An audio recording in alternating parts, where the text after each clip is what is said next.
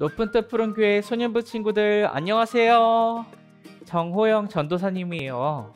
오늘도 전도사님과 함께 공과 공부를 알아보도록 하겠습니다. 자, 친구들, 오늘 공과 37과 공과이고요. 공과 한번 준비해 주세요. 공과를 하려면 또 펜이 필요하겠죠. 펜도 준비해 주시고. 자, 오늘 공과에 들어가기에 앞서서 오늘 어떤 성경 이야기인지 함께 알아보면 좋을 것 같아요. 오늘의 배경은 이스라엘이 남유다 북이스라엘로 나누어져서 주위 강대국들에게 괴롭힘을 받는 이야기였어요. 주위 강대국들을 보면 여기 아수르도 있고 그 밑에 바벨론도 있고 또 서편에 이집트라는 애굽이 있었어요. 이렇게 여러 나라로 여러 강대국으로 감싸고 있을 때 이스라엘 백성은 어느 한 나라에 의지해서 다른 나라를 물리치고 싶었어요.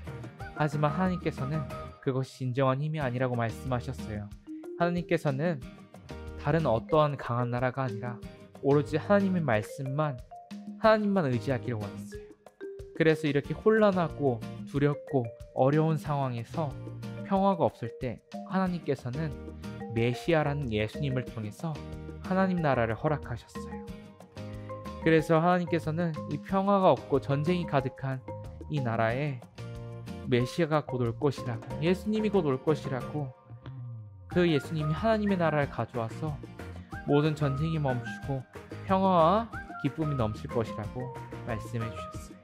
오늘 그 이야기를 생각하며 말씀을 읽도록 하겠습니다. 자, 오늘 질문 보기 전에 제목부터 읽어볼게요. 시작. 37과 물이 바다 덮음같이. 이사야 11장 9절 하반절 말씀. 이는 물이 바다를 덮음같이 여호와를 아는 지식이 세상에 충만할 것임이니라. 아멘. 물이 바다를 덮음같이 하나님을 아는 지식이 세상에 충만할 것입니다. 자, 첫 번째 질문부터 봐볼까요? 첫 번째 질문. 전쟁에 대한 사진이나 영상을 본 적이 있나요? 또 어떤 기분이 들어요?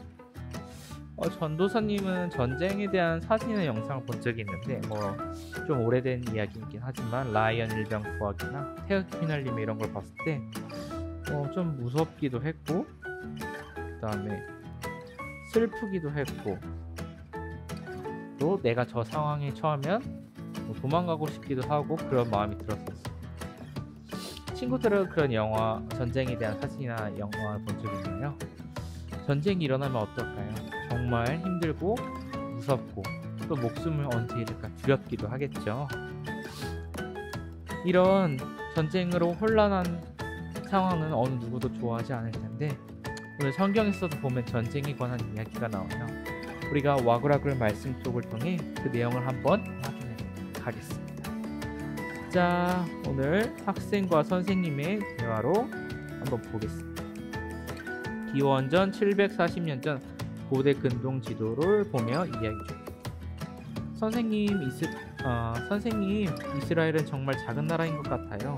이집트도 크고 아수르와 바벨론도 이스라엘에 비하면 엄청 커요. 맞아요. 거기에 북이스라엘과 남유다로 나눠지기까지 했으니 전쟁이 난 못 버텼을 것 같아요. 맞아. 그러니 아수르가 침략해 올 때 두려워서 애국과 같은 강대국을 의지하고 싶은 마음이 들었는지도 모르지.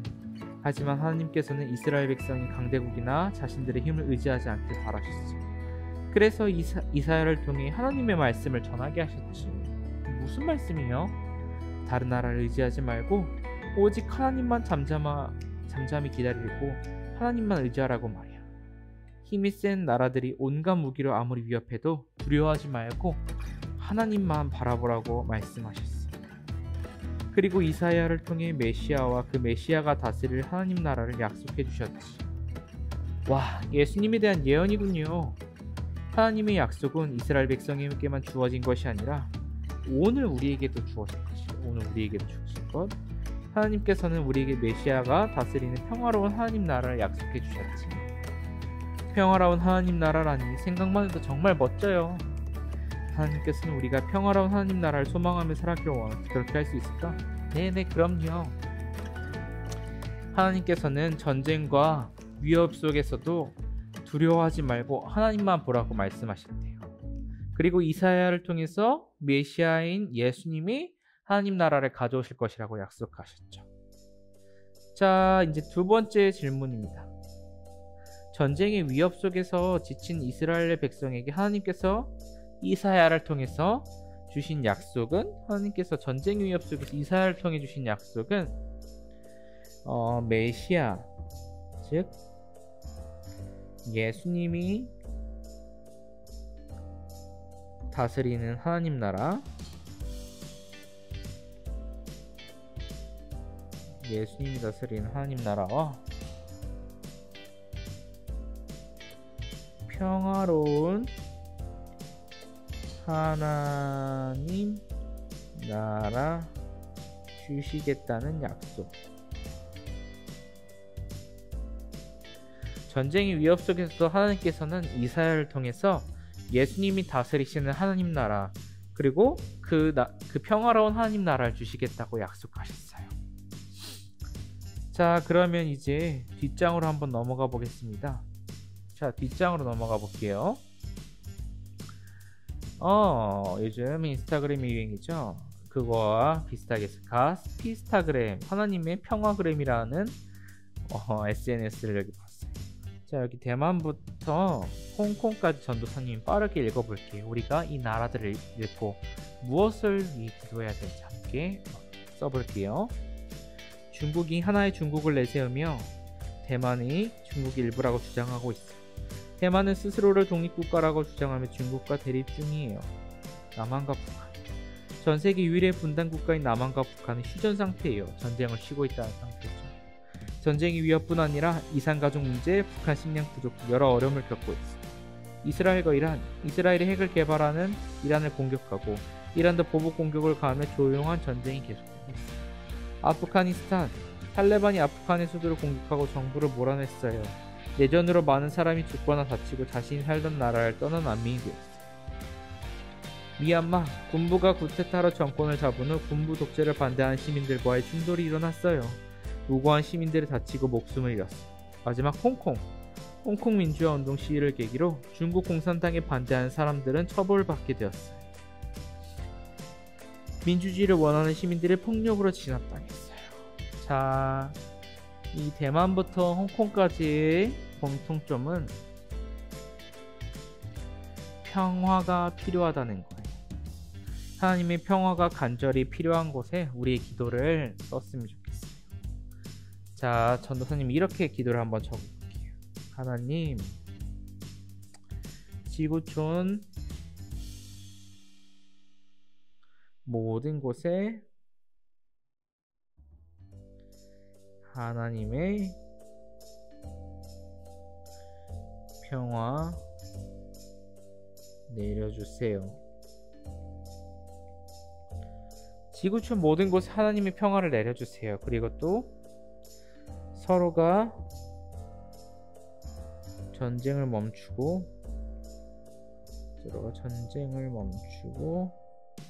서로 존중하며 살게 해주세요.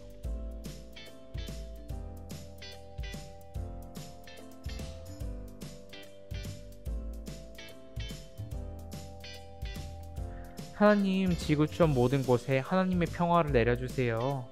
서로가 전쟁을 멈추고 서로 존중하며 살게 해주세요 라고 함께 기도했으면 좋겠어요. 자, 친구들, 이렇게 해서 오늘의 공과를 마쳤습니다. 오늘 우리가 꼭 기억해야 할 핵심 메시지는 하나님 나라를 소망하며 평화가 없는 이 땅 모든 곳곳에 평화가 임하도록 하나님께 기도하는 우리 친구들이 되었으면 좋겠습니다. 그럼 다음 주 이 시간에 또 만나요. 안녕.